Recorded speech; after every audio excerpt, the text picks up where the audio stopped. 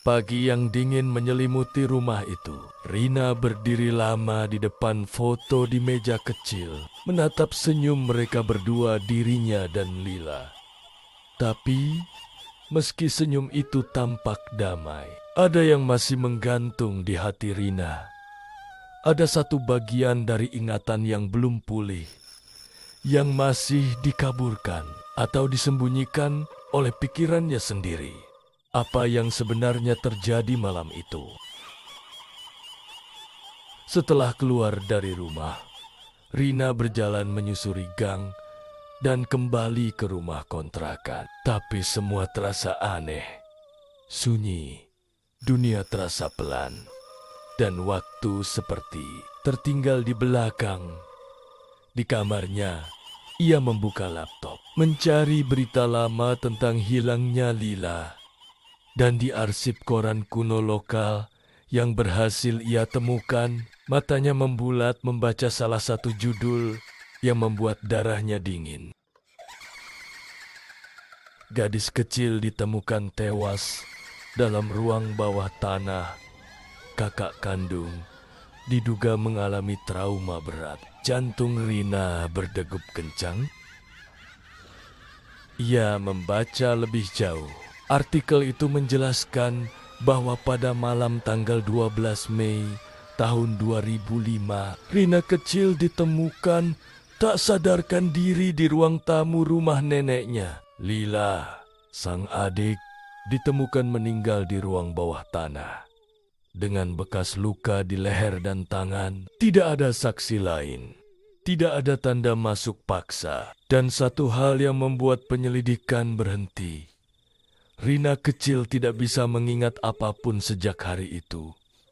Ingatan itu akhirnya menyeruak. Malam itu, petir menyambar. Lila, kecil, duduk bersila di lantai ruang bawah tanah sambil membuka buku tua yang ditemukan di lemari nenek. Ia tersenyum girang, membaca sebuah mantra. Rina berteriak dari atas, "Lila, jangan main-main sama buku itu. Balikin." Tapi terlambat. Udara berubah. Dinding bergetar. Api lilin membiru. Lila memegang lehernya tercekik oleh sesuatu yang tak terlihat. Ia menangis, merangkak mundur. Rina berlari menuruni tangga dan mencoba menyelamatkannya. "Kak, tolong aku." Rina menarik tangan Lila, tapi suara-suara dari dalam kegelapan menggerakkan Lila ke belakang. Sesuatu bukan manusia mencengkeram tubuh mungil itu. Dalam kepanikan, dalam ketakutan yang melumpuhkan, Rina kecil mengambil pisau dapur yang dibawanya untuk membela diri. Dan dalam satu gerakan, kacau Rina menusuk makhluk itu. Tapi ternyata yang ia tusuk adalah Lila. Tangisan Lila berhenti. Rina menjatuhkan pisaunya. Dan makhluk itu entitas yang datang dari mantra. Buku hitam itu tertawa pelan, lalu lenyap ke dalam kegelapan. Rina mengurung diri dalam diam selama berhari-hari. Trauma itu menghapus memorinya, menggantikan rasa bersalah dengan ketakutan buta. Rina kini menatap bayangannya di jendela. Jadi, bukan cuma karena aku meninggalkan dia, tapi karena aku yang membunuhnya. Air matanya jatuh, tapi ada ketenangan yang aneh menyelimuti jiwanya. Lila sudah dimaafkan, tapi kini giliran dirinya untuk memaafkan dirinya sendiri. Suara dari balik jendela terdengar lembut. "Sudah cukup, Kak." Bayangan Lila tersenyum samar dari balik kaca, lalu menghilang. Hari mulai gelap lagi saat Rina kembali berdiri di depan rumah tua itu. Angin sore membawa aroma tanah basah dan bunga melati layu. Rumah itu tampak sunyi, tapi berbeda, seolah menanti sesuatu atau seseorang. Aku tahu sekarang, kematian Lila bukan akhir. Ada yang lebih besar, sesuatu yang masih tertinggal di bawah rumah ini. Nenek pernah menyebut satu nama saat mereka bicara terakhir, penjaga gerbang, sosok yang datang jika seseorang membuka jalur antara dunia ini dan dunia yang lain. Sosok yang tidak hanya mengambil jiwa, tapi juga mengunci tempat agar kenangan buruk tak bisa pergi.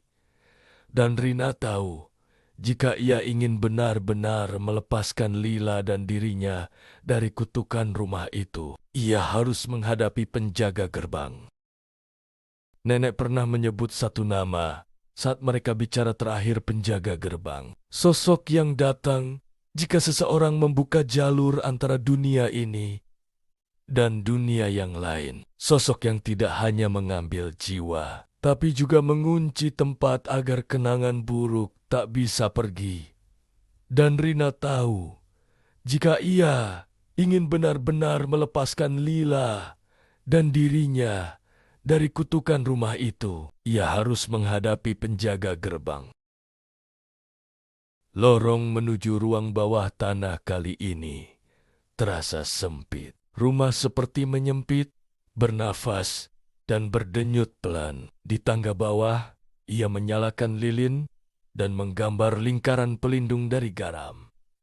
Lalu ia duduk bersila, menaruh cermin di depannya, dan mulai membaca mantra pemanggilan.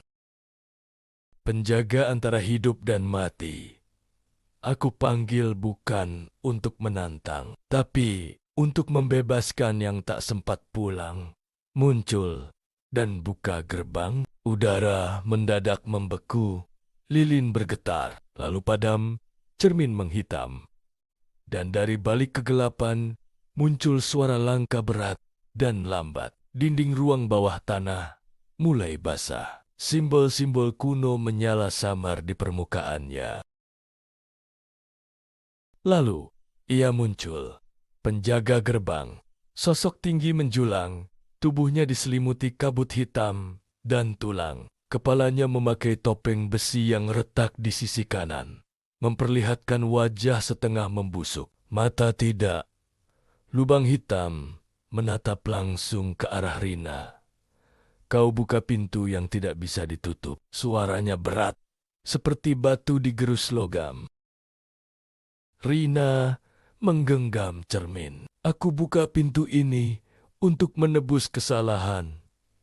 Aku ingin melepaskan arwah Lila, dan aku ingin rumah ini berhenti menjadi tempat penyiksaan jiwa. Penjaga mendekat, langkahnya seperti menekan waktu di sekeliling Rina. Kau pikir penyesalanmu cukup menebus darah yang telah jatuh di tempat ini? Rina menatap balik tanpa gentar. Tidak, tapi Lila pantas mendapatkan kedamaian. Dan aku pantas menerima hukuman. Jika harus ada yang tertinggal, biar aku, penjaga, berhenti. Sunyi. Lalu ia mengangkat tangannya, menunjuk ke cermin kecil di depan Rina.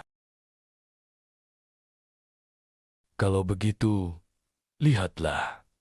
Apa yang tertinggal bukan hanya Lila, tapi semua yang datang sebelum kalian. Cermin bergetar, dan dari permukaannya, Rina melihat bukan hanya Lila, tapi puluhan wajah.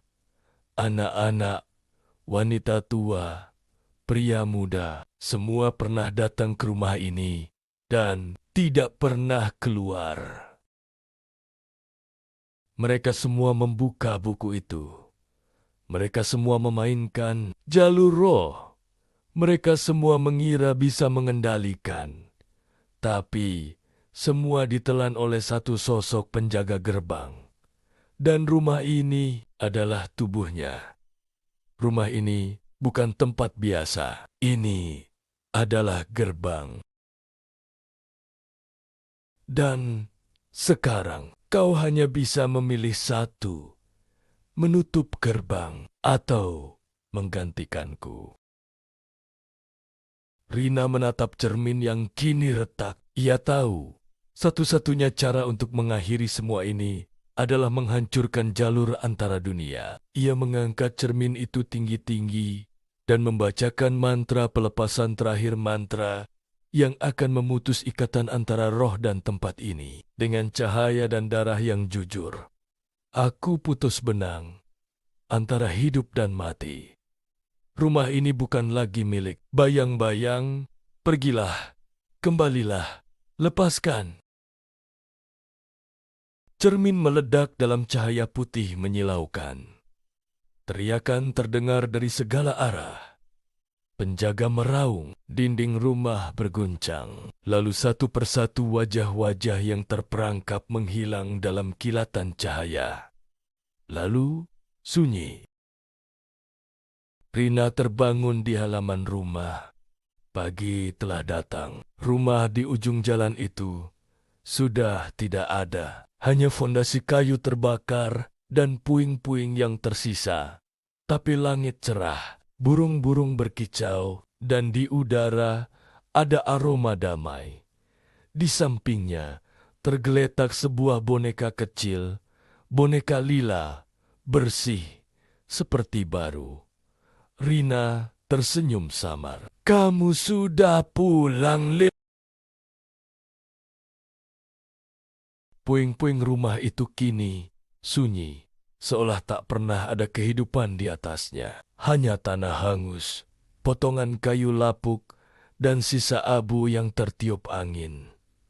Namun, bagi Rina, di tempat ini, akhirnya segalanya dimulai dan berakhir.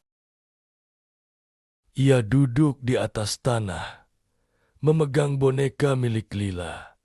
Jemarinya membelai pita merah yang masih terikat rapi di kepala boneka itu. Matahari pagi terasa hangat di kulitnya, seperti pelukan dari seseorang yang dulu pernah ia cintai dan tinggalkan.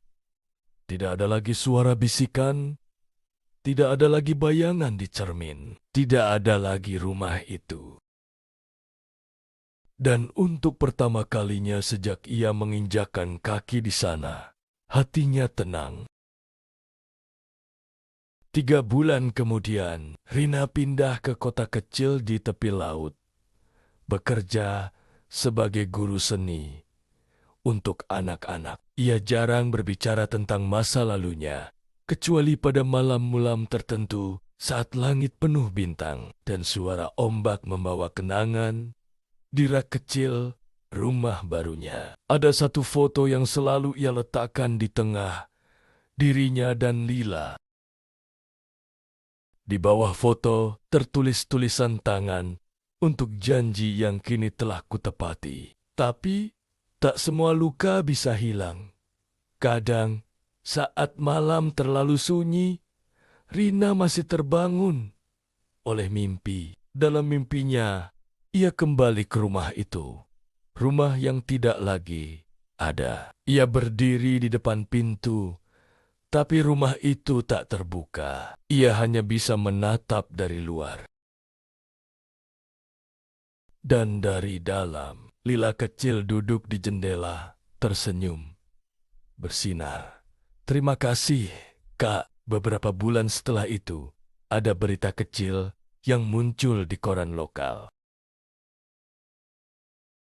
Tanah terbakar di ujung jalan rencananya akan dibangun kembali. Sebuah pengembang properti membeli lokasi bekas rumah tua misterius yang telah lama terbengkalai dan terbakar habis. Warga sekitar menolak rencana pembangunan, mengklaim area tersebut memiliki sejarah yang kelam. Namun pengembang menyatakan tidak ada bukti atau laporan resmi soal kejadian mistis di lokasi tersebut. Rina menatap berita itu tanpa ekspresi. Ia hanya tersenyum tipis dan membisikkan satu kalimat sambil memandangi laut. Semoga kalian tidak membangunkan sesuatu yang sudah tidur. Malam hari, Seorang mandor proyek berjalan sendirian di area bekas rumah tua. Ia memeriksa denah pembangunan sambil menyalakan rokok. Tiba-tiba, ia mendengar suara ketukan 3 kali. Pelan, tok, tok, tok. Ia menoleh ke arah lubang galian fondasi. Ada cermin tua tertanam di sana. Setengah tertutup tanah. Dan dalam cermin itu ada mata yang menatap balik.